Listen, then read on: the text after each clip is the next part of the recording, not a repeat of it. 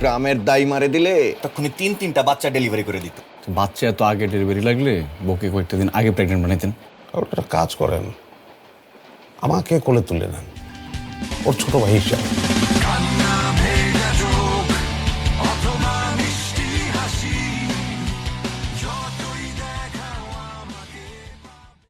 Hello everyone, আমরা আরেকটা মুভির রিয়াকশন নিয়ে চলে আসছি। এই মুভিটা হচ্ছে আমাদের সবার প্রিয় লেখক হুমায়ুন আহমেদের বনলতা এক্সপ্রেস। তো আমরা তো হুমায়ুন আহমেদ সম্পর্কে বলার কিছুই নেই, সবাই জানি তার মুভি সেই হবে। তার এইটার কাস্টিংগুলো মানে ভালো ভালো সব অ্যাক্টরসগুলোকে নিয়ে। আর এটা আমাদের এবার ঈদে আসতেছে, তো এটা তাই না? হ্যাঁ, এবার ঈদে আসতেছে। বনলতা এক্সপ্রেস সিনেমার নাম, হুমায়ুন আহমেদের গল্পটার নাম মনে হয় ছায়াবিথি বা এরকম কিছু। আমরা ট্রেলারটা দেখলে বলবো সিনেমাটার নাম। আমরা ট্রেলারটাকে দেখি দেন কথা বলতে থাকি। বনলতা এক্সপ্রেস।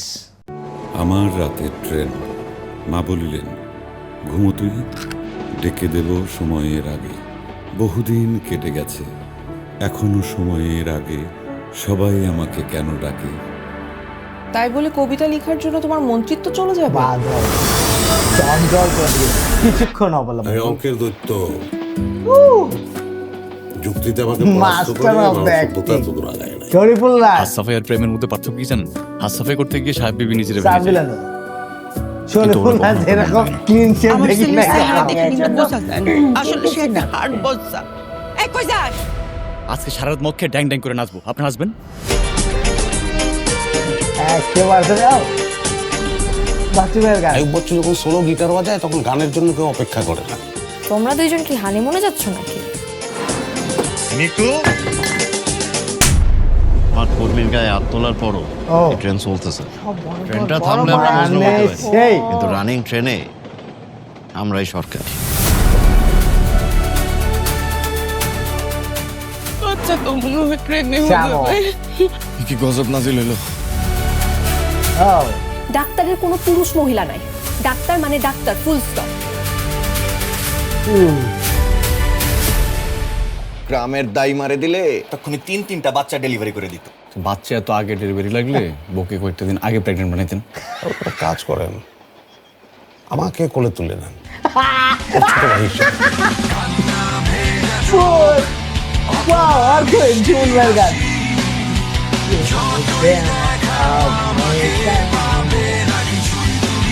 শোনেন না, আমার জন্য নয় আমার কোনো কিছু।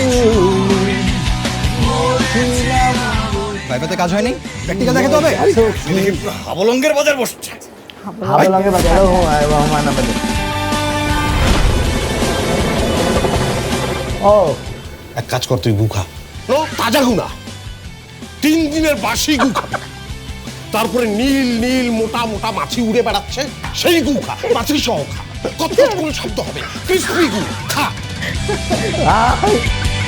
টানি বন্ধু বলতে ও দিদি, এইটা ট্রেইলারে যে ট্রেইলার বলে না, যে ট্রেইলার দেখা মানে ফিল্মটা আমি বাঁচিয়ে ও ট্রেইলার দেখে বলে যে আমি তো ট্রেইলার হ্যাঁ ফিল্মটা আমি বাকি এটা রিয়েলি ট্রেইলার হয়েছে।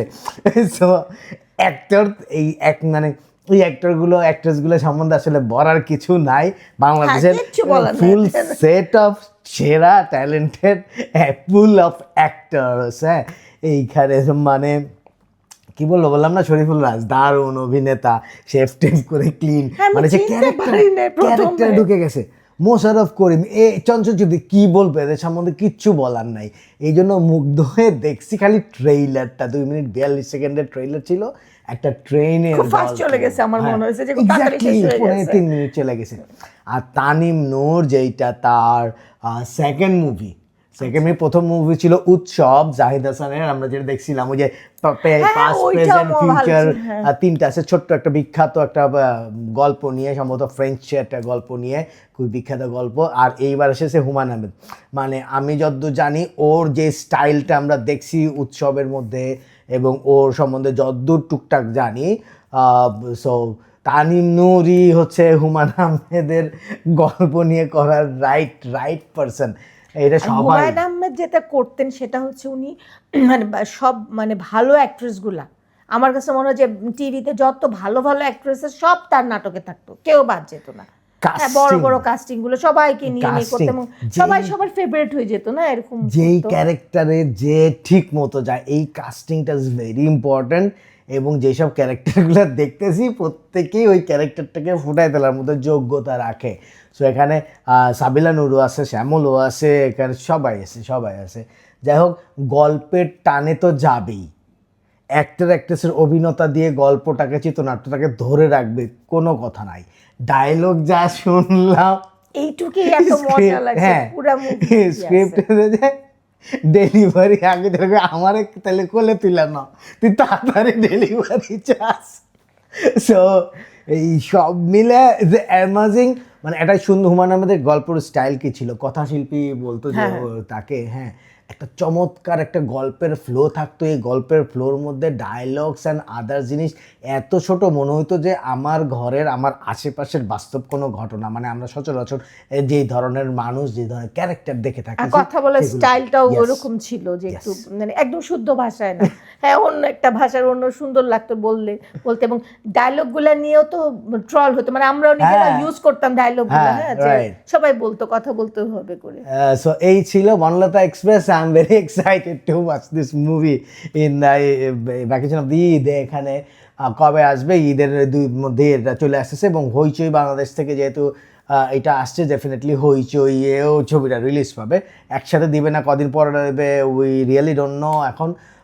সো ট্রেইলার দেখেই ছবিটা দেখার জন্য এক্সাইটেড হয়ে যাওয়ার মতো একটা ট্রেইলার আছে। কিন্তু সেই হবে, সবগুলো ভালো ভালো মুভি আসছে, চারটা মুভি আসতেছে, চার রকমের। ওয়াও। সো অনেকদিন বন্ধ, আমরা অনেক মজা করে মুভি দেখবো। তোমরাও কে কয়টা দেখলা, কোনটা ভালো লাগলো আমাদেরকে কমেন্ট করে জানাও।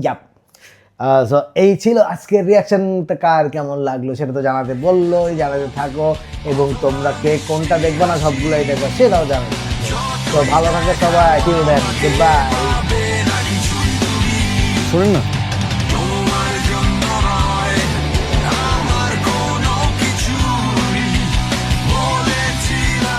ভাইফাতে কাজ হয়নি, প্র্যাকটিক্যাল দেখাতে হবে। আমি দেখি পুরো হাবলঙ্গের বাজার বসছে।